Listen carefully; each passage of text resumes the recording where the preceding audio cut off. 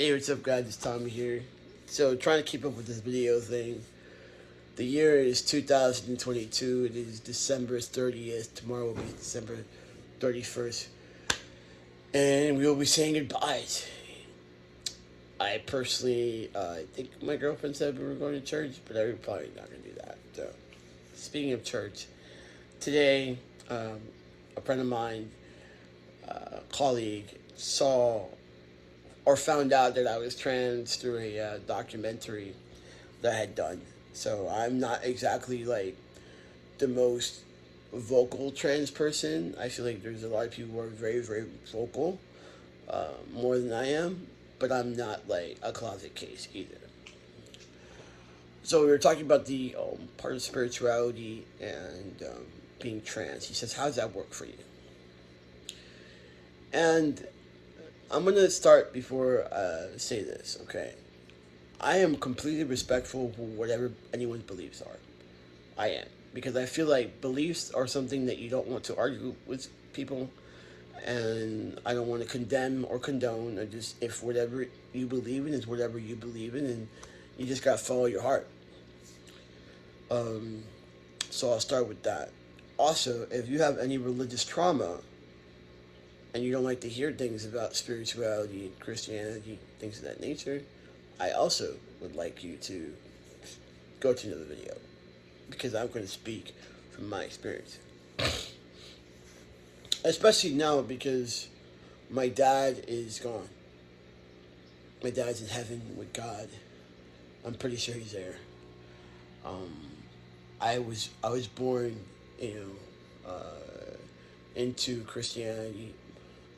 My dad was a pastor. I've known church since I can walk, even before I could walk. But I also known that I was trans when I was 7. I got like the thought, and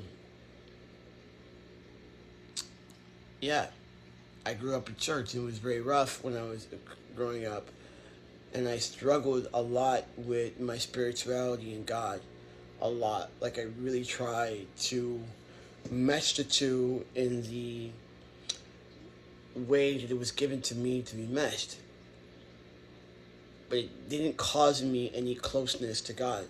It actually caused quite the opposite effect. I turned away because I didn't understand how God could make me the way I am, and to struggle the way that I did, and then to have people who treated me as badly as they did, and then for them to justify it with, "Oh, we love you because we're just doing this for your own good," da da da da, so on and so forth. So for me,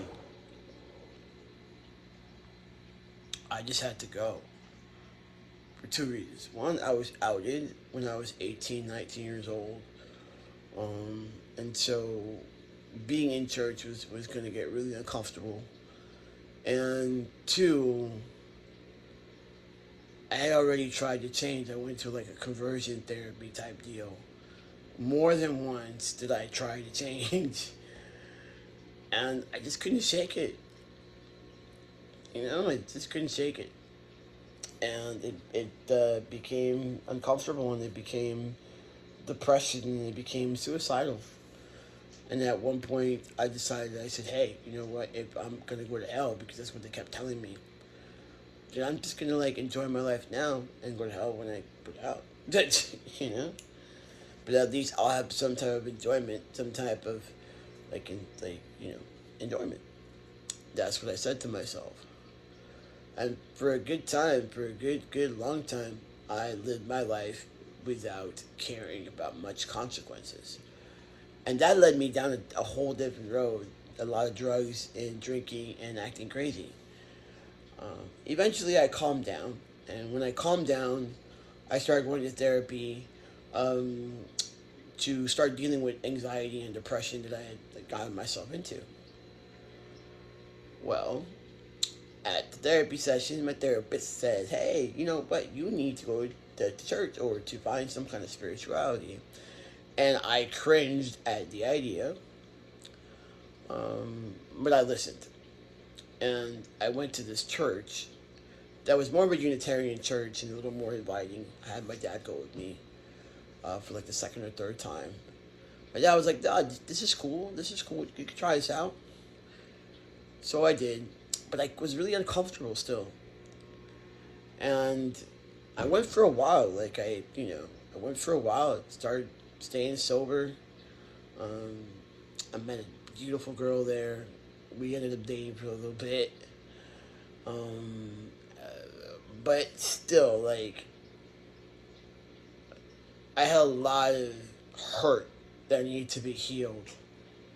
I went to therapy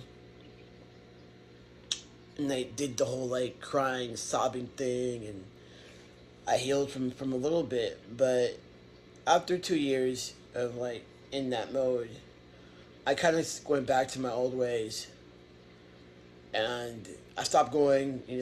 Me and like we broke up, and that was another reason why I stopped. And you know, I went back to my old ways. So then uh, after that incident, right? I'm trying to put together 30 days of sobriety, and I couldn't do it. And my therapist suggested I go to AA. And this was really uncomfortable for me, but I went. I went to AA because I was tired. I was sick and tired of being sick and tired. My emotions were all over the place, and on the outside I looked pretty good, like a functional person. Like I went to work, I had a good job, I had a dating life. I was just miserable on the inside. And so I went to AA. And the first three rules of AA, the first steps, is that you have to admit that you're an alcoholic and your life has become unmanageable. Okay, I can admit that. And then you have to come to believe that a higher power can bring you back to sanity. And then third, you have to give your will to that higher power. God. Oh wow. I remember sitting in the room looking at the 12 steps, and just I had a moment of surrender. I was like, God, it's obvious that you are not gonna let up. And you haven't let up. And I'm just gonna like surrender. And I did. I've been now sober for 10 plus years. I'm in a new relationship right now with a woman who's very, very, very, very awesome. She's great. I I have my own company, 3T Fitness Lifestyle. It's an LLC and it's mine. And this past year, 2022, I got a really big pay raise. So it's going well. Yeah, it's going well. It's never going as well as I would like it to go because that's just the way I'm wired. But it's going well. So I'm blessed, right? I'm blessed. I have hardworking and I'm blessed. But so for me, spirituality, God, higher power, higher being is there. I have plenty of times where I promise you I should be dead, and I'm not.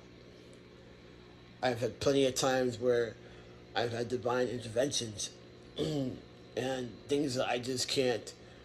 I don't have enough time in this video to tell you about. But I don't think that because you are trans or you are gay or any of those things that you necessarily have to drop being spiritual. I don't think. I know that God isn't like that. My dad told me this quote, and it has always stuck with me. God does not have stepchildren. So, if you are alive, you are a child of the Creator. And that's how I live my life. I am not saying for you to believe. I'm not saying for you not to believe. I am saying find your own path. Do your own research. Find your own way. God is can speak many languages. Like he has many ways of speaking. He is not as rigid as people would like to paint him. At least not in the way that I believe. You know. So that's the way that I put it together. I don't, like I said, this is not a preachy video. I just wanted to make a video. I wanted to share with you guys some things that are on my heart. You know, this life that we lived is a gift. You know, being trans is hard. It's hell hard sometimes, but it is still a gift nonetheless. You know, I know right now we live in a world where there are lots of people who would love for us to shut up and disappear, but somehow we're still here, you know? Anyway, mad hugs. Happy New Year.